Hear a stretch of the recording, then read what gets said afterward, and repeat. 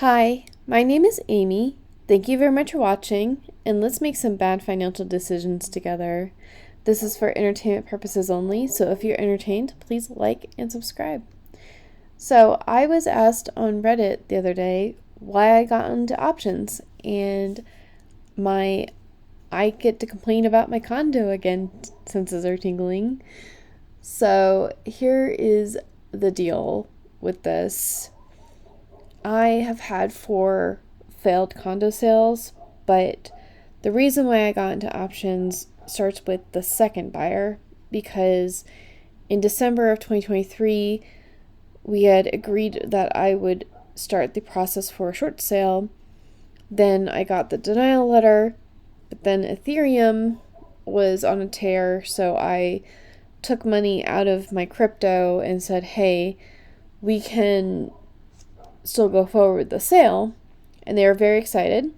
So in April, we were supposed to have our closing date, and my property management company, like the site manager, took 2 months to get back to my realtors about 2 questions that they had, and I got yelled at, verbally lashed. Actually, it was electronically lashed by the regional manager of the site management company because we had paid $1,500 for this PDF that didn't have the information that the bank was asking for. And so they were like, you have to pay for it. But we already paid for it. We paid $1,500. Could you just tell us this information? And it wasn't even, it's not confidential information.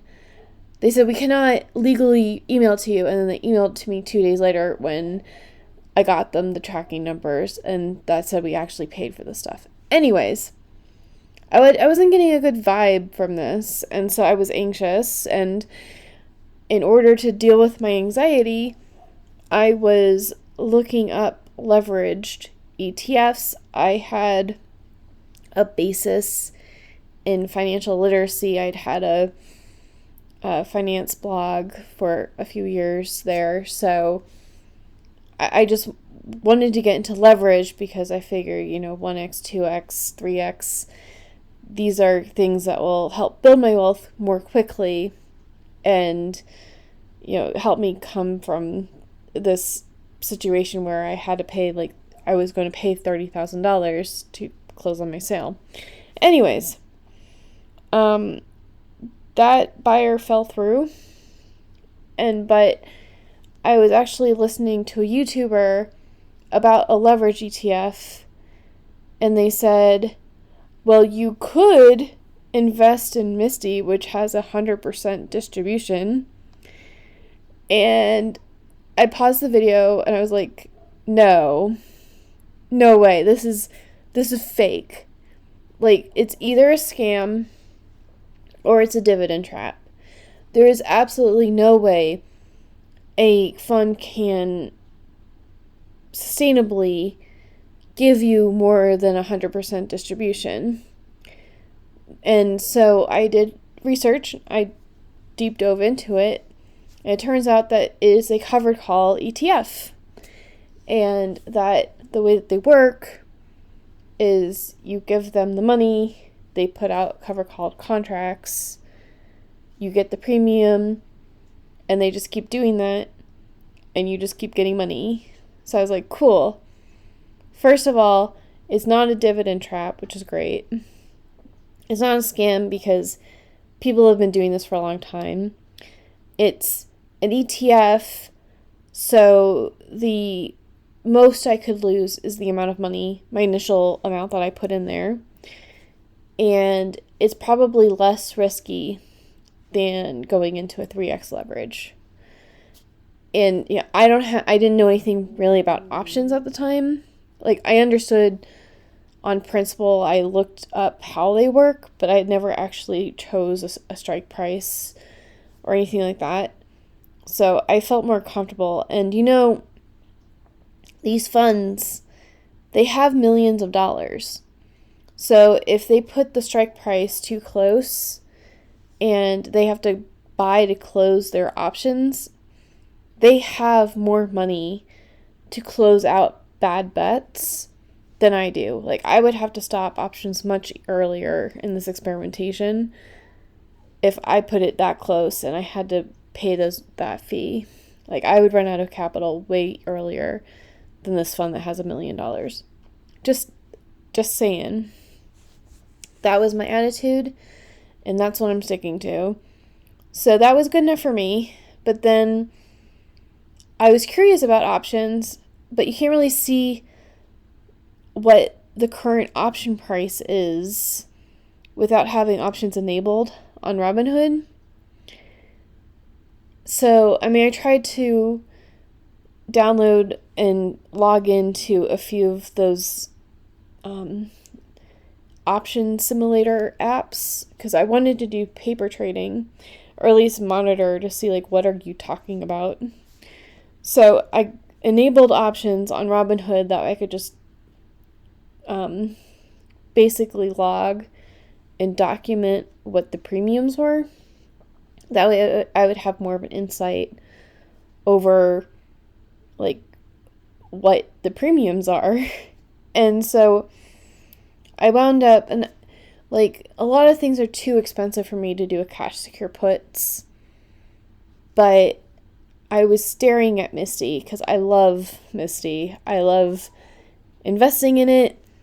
I wish that it was still at 25% margin maintenance, but I understand why Robinhood increased that to 60%.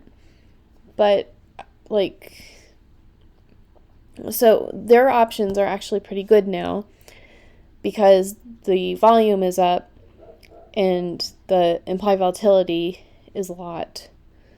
So I actually put out my first cash secured puts on Misty, and then I realized, hey, option collateral doesn't actually earn, it doesn't trigger any kind of margin loan payment unless you get assigned to it. So that's why I started doing options a little bit more, or, like, trying to do cash secure puts.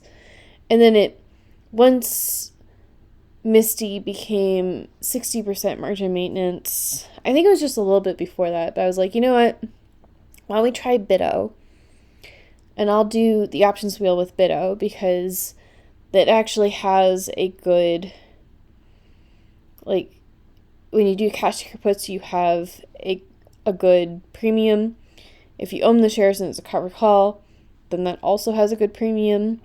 And if I own it, Bitto actually has a good distribution. So between the cash secure puts and the covered call, I could probably get 100% distribution rate on average.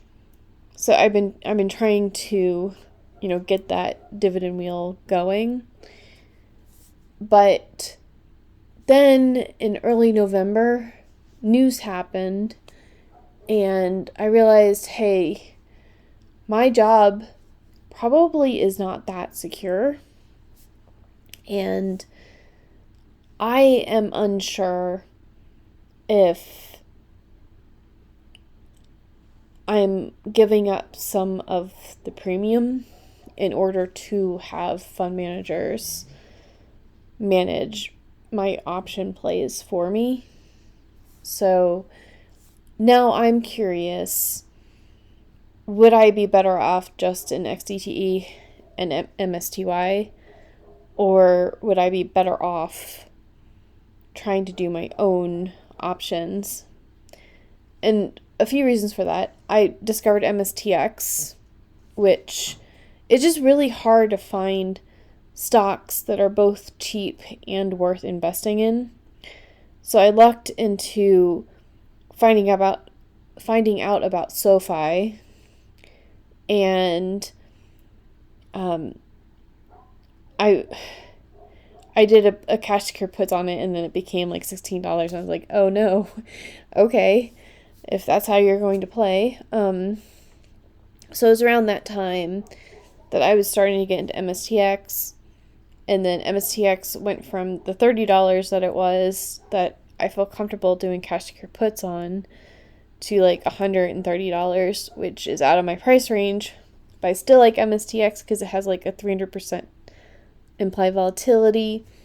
So then I revisited the call spreads and the put spreads, because like you only need $100, you only need $200, you only need however big you want the spread to be. That's how much money you need.